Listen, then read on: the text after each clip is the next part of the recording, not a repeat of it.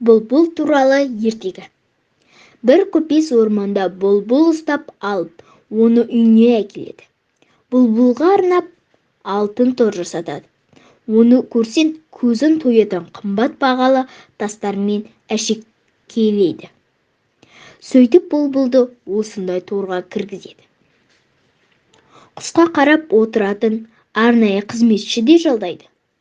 Көпестің бағы сан алуан гүлдердің шоқ иісіне бөленіп тұрады екен.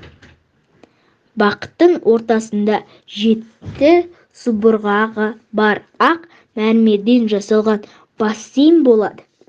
Көпес тордағы бұлбұлды осы бассейнмен іргелес көлеңкеге ілдіріп қояды. Өзі күн сайын келіп бұлбұл құсқа рахаттана қарап жүреді. Бұлбұл ылғи мұнда әндер айтып жабырқау күйде отырады екен.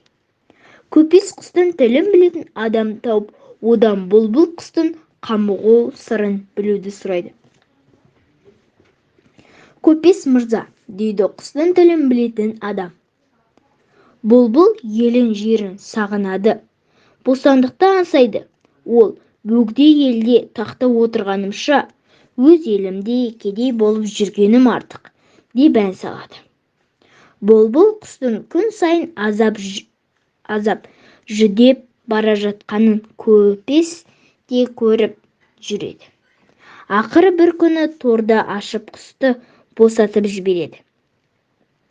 Бұдан кейін көпес пен құстың тілін білетін адам екеуі атқа мініп бұлбұлдың артынан шаба жөнеледі.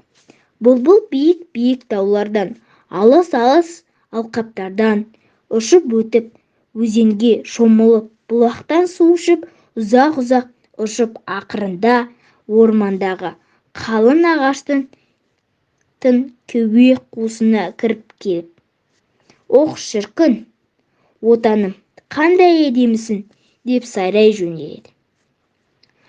Айқайлап жіберіп, бұтақта-бұтаққа, ағаштан ағашқа секіріп жүріп, аса бір көңілді ән шырқайды. «Таң қаламын», дейді көпес. «Мен бұлбұлға алтын торға сан алуан гүлдерге ортасына отырғызып, барлық жағдайын жасадым. Ал ол осының бәрін ағаштың кеуе қуысынан кем көрді».